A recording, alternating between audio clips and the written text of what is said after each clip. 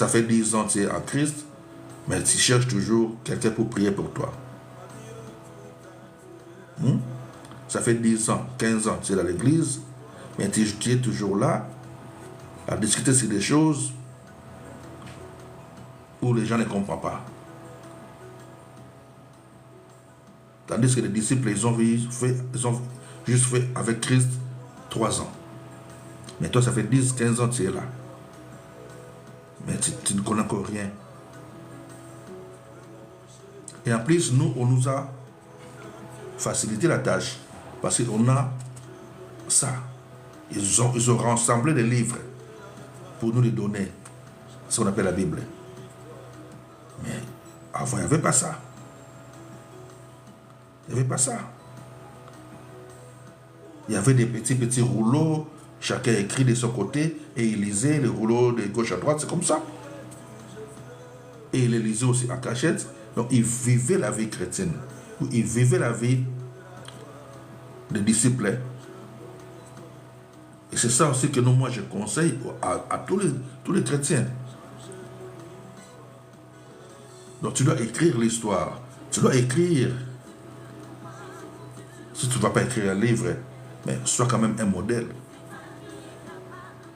dans ton comportement. Que les gens puissent voir Christ en toi. Que lorsque les gens te regardent, puissent voir que non, celui-là ou celle-là, il représente réellement Christ. Par ta façon d'être. Ce n'est pas l'apparence, mais c'est ta façon d'être avec les autres. Comment tu parles avec les autres, comment tu te comportes vis-à-vis des autres, comment tu réagis à des situations qui viennent devant toi. Tout ça. Et c'est ça aussi qu'on appelle, nous, les attaques. Et ces attaques-là, c'est ce qui permet à un enfant de Dieu de quitter le niveau de bébé spirituel et de monter. Parce que ce n'est pas à moi de vous dire que non, je suis dans tel niveau, il n'y a pas. Mais la discipline que tu t'imposes toi-même dans ta vie, ta façon de réagir vis-à-vis des problèmes, c'est ce qui démontre que non, tu n'es plus un bébé spirituel, tu as fait un pas de plus en avant dans les choses de Dieu. Et ta manière de prier aussi, on sait faire la différence des bébés spirituels ou de quelqu'un qui a déjà grandi spirituellement. Vous comprenez? Parce qu'un bébé spirituel prie pour sa vie, cherche toujours quelque chose. Si ce n'est pas pour lui ou pour elle-même, pour sa vie, c'est pour sa famille, c'est pour ses proches.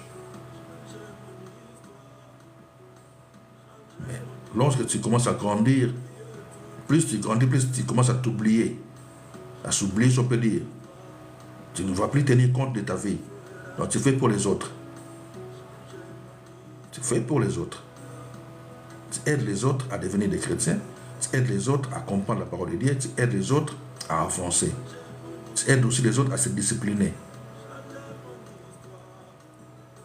Et aider les autres,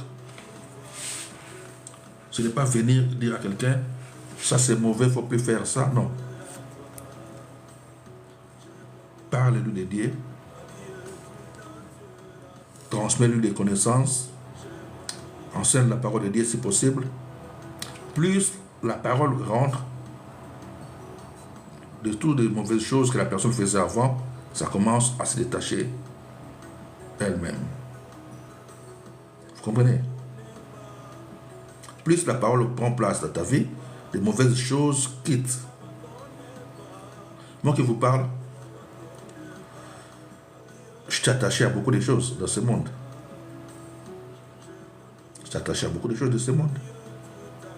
Mais ce n'est pas que non. Quelqu'un va te dire que non, il faut arrêter ça, non. Plus tu avances, plus tu commences à avoir les dégoûts de beaucoup de choses aussi, des choses que tu fais, tu commences à avoir les dégoûts. Ça n'a plus d'importance. Comme Paul l'a dit, des choses qui étaient pour moi un gain. Mais maintenant je les regarde comme rien du tout. Vous comprenez? Des choses qui étaient importantes pour toi, maintenant ça devient... ça va, ça passe. C'est comme un enfant pour les parents. Je prends toujours, parce que je me prends l'exemple des enfants. C'est comme un enfant qui aimait beaucoup un dessin animé comme ça. Après, du coup, vous allez voir que l'enfant ne s'attache plus à ces dessins animés-là. Comme si, petit à petit, il a lâché, il a laissé ça. C'est comme ça. Et c'est comme ça, c'est les choses de Dieu. Parce que plus de choses prennent place, les choses de Dieu prennent place dans ta vie, les anciennes choses ou les mauvaises choses se détachent, commencent à quitter. Il ne faut pas attendre qu'on te dise que non, il ne faut plus faire ça, il ne faut pas faire ça. Non, là, ça ne marche pas. Donc, tu dois te discipliner toi-même. Et tu dois te considérer comme disciple. Parce que le Seigneur, notre Maître Christ Jésus, avait envoyé des disciples pour aller faire des autres disciples. C'est la mission, c'est faire des disciples. Et lorsqu'on voit un disciple commence à fonctionner comme son maître, là on l'appelle chrétien. Mais ce n'est pas à moi de vous dire que je suis chrétien. Non, ça je ne dis ça jamais. Comme ça, oui. Parce que c'est vidéo, je dis comme ça. Mais dans la rue, je ne dis ça jamais. Ça ne se fait pas avec moi. Non. Vous comprenez? Déjà des trucs comme ça, des croix, c'est interdit au boulot. Qu'est-ce que je dis? Donc tout ça, quoi. Donc, mais par ta façon de fonctionner, par ta façon d'agir, de réagir devant des situations, les gens vont voir que non, celui-là n'est pas comme les autres. Celui-là, il est différent. Donc tu dois faire la différence là où tu passes. Tu dois faire la différence partout où tu es. C'est ça la vie chrétienne. Ok. Comme j'avais dit, je vais expliquer maintenant c'est qui est chrétien.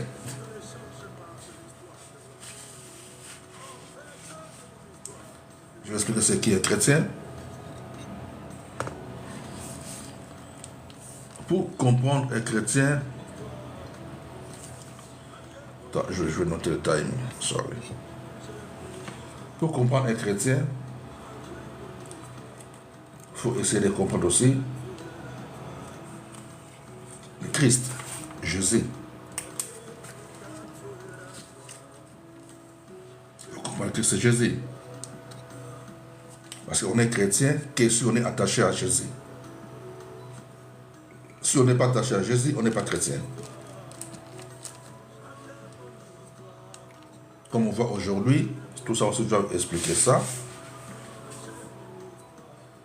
On voit aujourd'hui beaucoup des hommes de Dieu, pas maintenant, mais il y a longtemps, tellement qu'ils ont eu à comprendre des choses spirituelles, comment ça fonctionne, ils font quoi? Ils étaient des chrétiens, on va dire, et du coup, par après, ils se détachent, si on peut dire, se détachent, pas vraiment de Christ, mais un peu détachés de Christ. C'est comme s'ils créent des mouvements tout autour du nom de Jésus. Tout ce que nous voyons dans le monde. Tout ce que nous voyons dans le monde. Les chrétiens des, les chrétiens des, les chrétiens des, les chrétiens des. Nous sommes des. Nous sommes des. Vous voyez? Et lorsque maintenant vous les suivez, ils ont établi des disciplines pour eux, comment fonctionner, comment vivre selon eux. Mais tout ça a commencé par une seule personne. Comme moi, je suis là, j'écris des livres, et lorsque mes livres vont sortir, j'écris une branche. Et toute personne va maintenant commencer à s'attacher à mes livres, il devient mon disciple. Et il va sortir de la vraie vie chrétienne. Ça peut s'attacher à moi. Nous avons même vu ou dans le YouTube là, quelqu'un en Afrique qui se dit que non, il préfère, je ne sais pas si c'est ça moi qui l'avait dit la personne, mais c'est qu'on a entendu qu'il préfère Branham que Jésus. Vous voyez, des choses comme ça. Oh, Branham était un disciple, comme tout autre disciple. Mais comme Branham s'était détaché, il a créé son propre branche. Et la foule l'ont suivi aussi. Et c'est devenu jusqu'à aujourd'hui, partout dans le monde, dans quelques coins du monde, bien sûr, il y a des fidèles qui s'attachent à lui. Non à Christ, ou à Christ, mais plus à ce monsieur-là américain. Et il n'y a pas que lui, il y en a beaucoup. Il y en a beaucoup. Si vous lisez sur Google, ils sont beaucoup. Prenez juste quoi, tout ça, écrivez, vérifiez sur YouTube, comment ça a commencé. Prenez des témoins de Jéhovah, cherchez comment ça a commencé. Un monsieur, il rassemble ses amis pour créer un groupe, des étudiants, je pense, créer un groupe, et à partir de ces groupes-là, ça a créé tout ce qu'il y a dans le monde aujourd'hui. Et il y en a des groupes comme ça un peu partout. Du coup, un jour, je me suis dit que tout ça, c'est parce que lorsque nous lisons la Bible, nous voyons aussi qu'il y a eu tout ce que nous voyons, les pharisiens, les sadducéens, les esséniens, vous voyez, c'est un peu la continuité de ces choses-là. Donc quelqu'un il sort, il fait sa branche, il fait son chemin et il crée une bande qui vont le suivre, et tous ceux qui vont écouter son message vont suivre ce message-là plus que la Bible, ou modifier la Bible selon eux pour que les gens s'attachent plus à leur message. Ok, je ne veux pas rentrer trop dans ces choses-là, mais qui est un chrétien? Comme je dis, d'abord il faut chercher à mieux comprendre notre maître, Jésus-Christ. Lorsqu'il était venu dans ce monde, en tant qu'homme, il avait trouvé tous ces systèmes-là aussi. Il y avait des sadducéens, des esséniens, tout ça, les pharisiens, tout ça. C'est là aussi que lui aussi, il avait commencé maintenant son église. En tant qu'homme. Mais en tant que Dieu, l'Esprit qui était en lui, il était venu pour sauver l'humanité. C'est pour cela que tout ce qui l'accepte comme Seigneur et Sauveur devient automatiquement un enfant de Dieu, différent de toute la création qui s'est fait selon Genèse. Ok.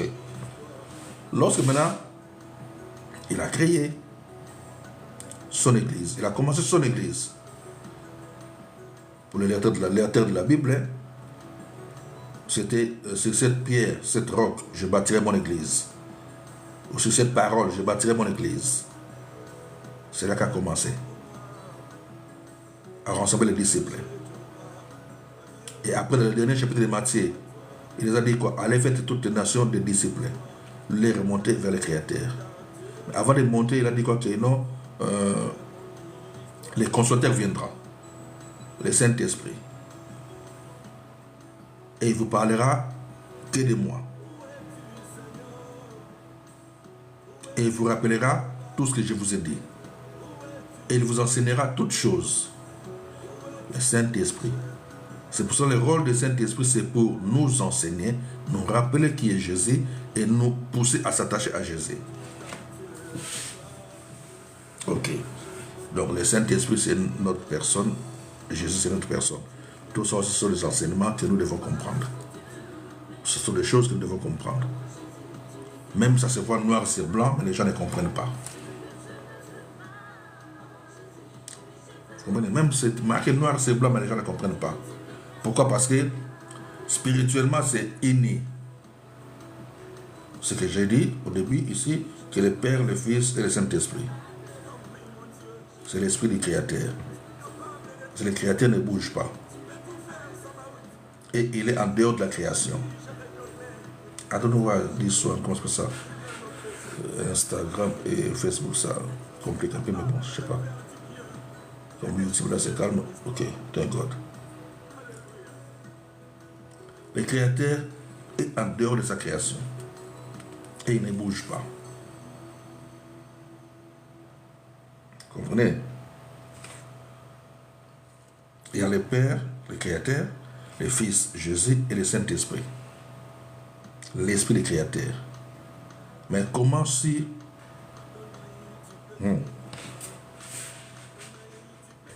Comment si le Créateur ne bouge pas? Comment le Saint-Esprit, c'est son esprit, mais comment il ne bouge pas? Tout ça, c'est des choses, mais j'ai aussi des livres écrits qui doivent être publiés, où il y a toutes des explications. J'essaie un peu de survoler. Mais c'est écrit noir, c'est blanc. Il faut que je m'en aille pour que les consolateurs puissent venir. Vous comprenez? Pour que les consolateurs puissent venir. Un autre consolateur. Ok, un autre consolateur. Pour dire que non, lui aussi était un consolateur. Jésus était un consolateur et un autre va venir. Un autre consolateur. On peut chercher ça vite. Ceux qui ont la Bible, ou ceux qui me suivent, ou même si tu vas me suivre demain ou après-demain sur YouTube, je vais essayer de trouver ça. Ok, thank God. Jean, chapitre 14. Je pense que ça commence même à partir du chapitre 13.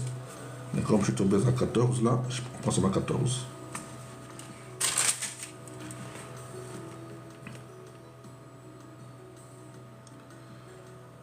Mais les consolateurs, l'Esprit Saint, que le Père enverra en mon nom. Verset 26. Jean chapitre 14, verset 26. Mais les consolateurs, l'Esprit Saint, que le Père enverra en mon nom, vous enseignera toutes choses et vous rappellera tout ce que je vous ai dit. Qui est le Père, qui est le consolateur. Alors, si nous cherchons bien, chapitre 13, tout ça, parce que les lumières aussi, des fois, je n'aime pas trop. Il faut que je m'en aille, pour que les consolateurs puissent venir. Un autre consolateur.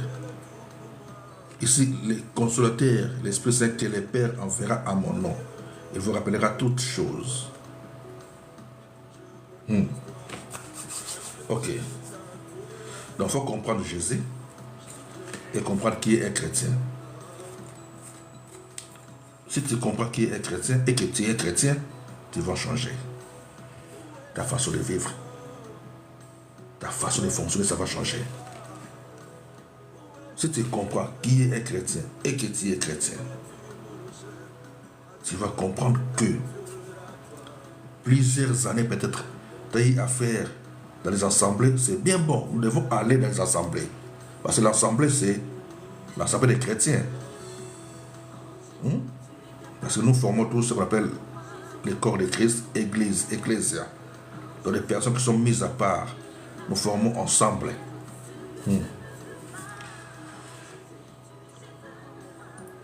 Jésus. Ok. Si nous lisons Genèse, je pense au chapitre 1er, on nous parle de la création. La création, au commencement, Dieu créa les cieux et la terre. Tout était bon. Tout était bon. À la fin, tout était très bon. Ok. Dieu créa.